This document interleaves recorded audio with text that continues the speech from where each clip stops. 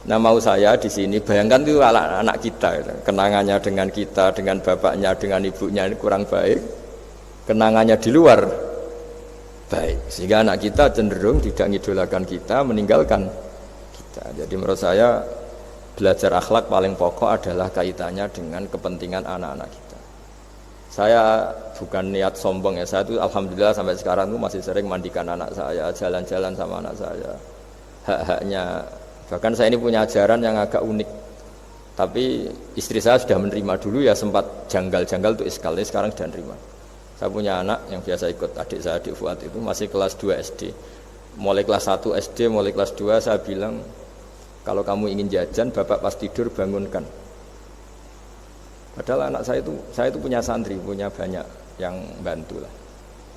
Dulu istri saya protes, itu kan melatih anak nggak sopan karena bangunkan orang tua. Enggak, kata saya, sopan itu nomor 2, nomor 1 itu hukum. Terus saya beri penjelasan. Yang paling berhak atau yang paling boleh dingel-ngelno anak, dingel-ngelno anak itu ya diganggu anak, itu ya orang tuanya. Masa anak mau jajan yang harus ribet pembantu, mana anak mau jajan yang harus ribet orang? Yang paling boleh diganggu oleh anaknya ya orang tuanya. Itu hukum, kata saya. Akhlak nomor 2. Sehingga barokahnya hukum itu, saya ulang lagi, barokahnya hukum itu, kalau anak ini terpaksa pembantu itu pas lalai, pas kita tidak nyalahkan, kan kewajibannya di kita. Akhirnya kita menjadi tahu, baru istri menjadi tahu, yang paling berhak diganggu anak ya orang tuanya. Itu hukum. Nah akhlak itu baru nomor 2, ganggu itu ya dikira-kira lah pas bangun atau pas rileks. Tapi itu nomor 2, itu namanya moral. Moral itu sunat. Tapi kalau hukum itu nomor 1. Sehingga akhirnya orang tua, anak ini senang. Betapa baiknya orang tua kita, pas tidur saja dibangunin mau demi kepentingan dia. Akhirnya anak ini punya kenangan baik sama orang tua. Pas tidur saja bapak diajak mau. Apalagi pas happy. Nah karena kenangannya baik, ya idolanya orang tuanya. Ketika idolanya orang tuanya dan kita orang baik, mau ngajak sholat ya gampang, mau ngajak ngaji ya. Bayangkan kalau kenangannya dia dimintai uang nggak boleh, bentak, salah jam kayak atau salah jadwal atau apa, salah momentum, masa anak kecil diwalate salah, pakai momentum pakai apa itu. Nah, ketika kita ngangkon belajar sudah susah karena kenangannya ndak baik. Jadi kunci daripada lah ini, makanya saya bilang berkali-kali. Oke, kita belajar akhlak, belajar moral, tapi nomor 1 itu hukum. Saya ulang lagi hukum.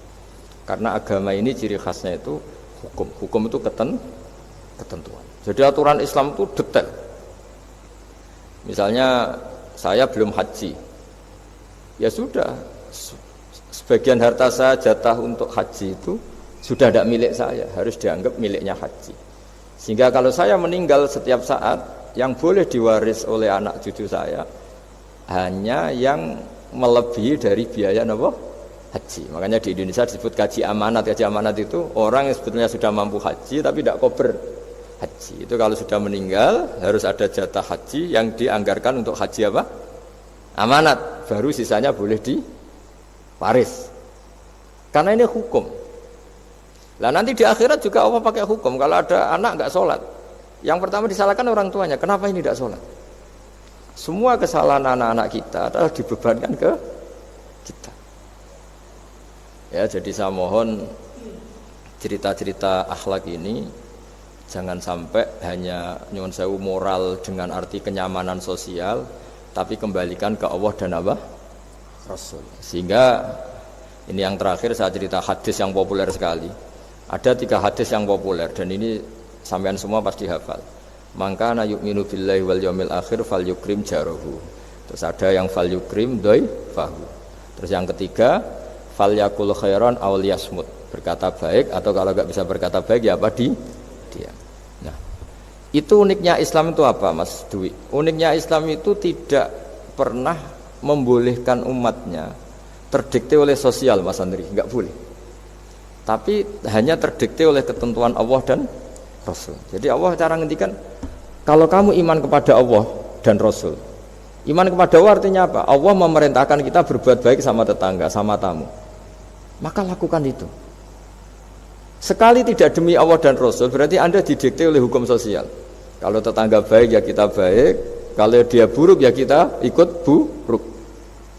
Itu artinya apa? Kita tidak didikte oleh hukum Allah dan Rasul, tapi didikte oleh hukum apa? Sosial. Islam itu agama yang hubungannya manusia itu dengan Allah, bukan dengan sosial. Sehingga ketika baik sama tetangga pun itu karena perintah Allah.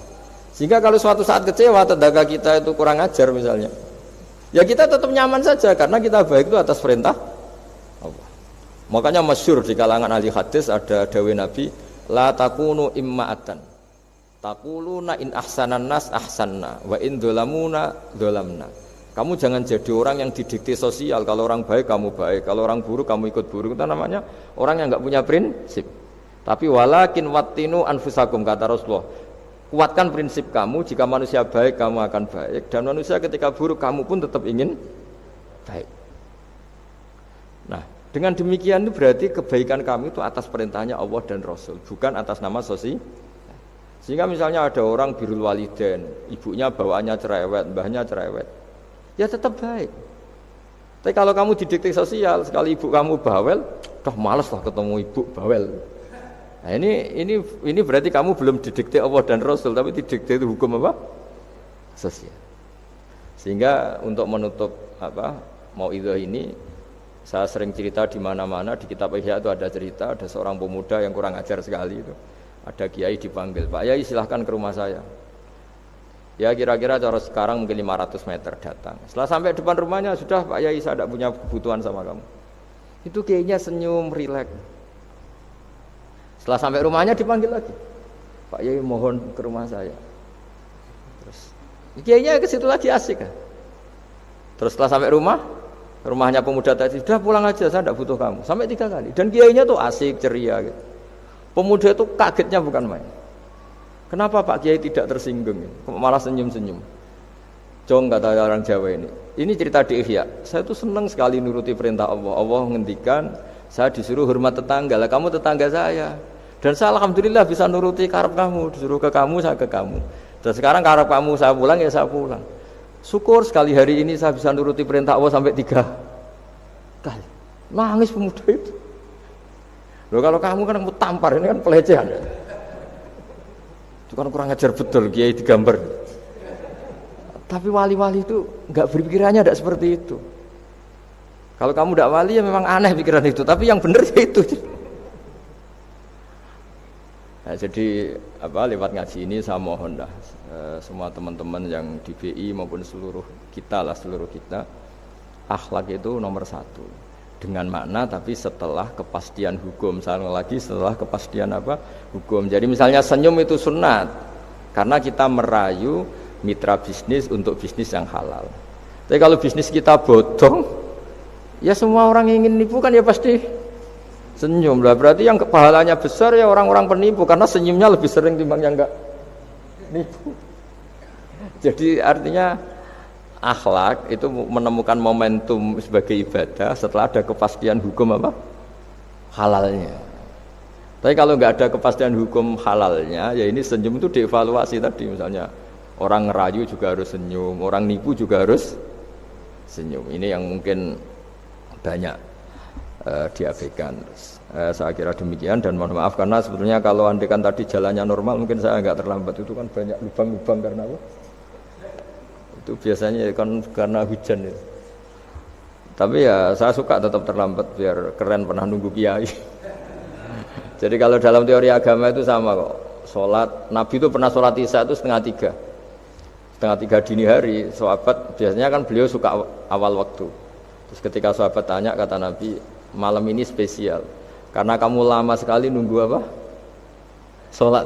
Enggak semua orang malam ini bisa menunggu sholat. Jadi artinya bawaannya itu nunggu kebaikan. Jadi di antara trik atau resep husnul khotimah. Ya, ini sebagai penutup ngaji. Resep husnul khotimah itu innallaha ta'ala yubahi malaikatahu. Allah membanggakan kita, yubahi bikum malaikatahu. Allah bangga dengan kita. Di antaranya apa Mas Andri? Umatnya Rasulullah sallallahu alaihi wasallam itu kalau habis subuh ditanya, "Ngapain kamu hidup? Nunggu sholat duhur." Ngapain kamu hidup setelah sholat duhur, nunggu sholat asar? Sehingga kita ini menunaikan fardu yang diwajibkan Allah dan menunggu datangnya fardu yang lain. Jadi orientasi kita fahijratuhu ilallah wa rasulih. Tapi kalau kita orientasinya mapan, kenapa kamu hidup? Saya mau mati setelah mapan, saya mau mati setelah jabat. Ini kan berarti perjalanan kamu ilad dunya, orientasi kamu dunia. Faman kana hijratu ilad dunya aw imra'atin yankihuha fa hijratuhu ila ma hajara ilaih. Tapi kalau kamu niatnya, kenapa kamu berani hidup? Supaya bisa sholat, supaya bisa ibadah. Berarti perjalanan kamu hanya menuju Allah dan Rasul. Jadi sehingga di antara alamat husnul khotimah adalah orang setiap sudah melakukan satu kebaikan berani hidup karena berharap bisa melakukan kebaikan yang lain. Jadi dari satu kebaikan rutenya menuju kebaikan yang lain. Ya, saya kira demikian dan mohon maaf. Assalamualaikum warahmatullahi wabarakatuh.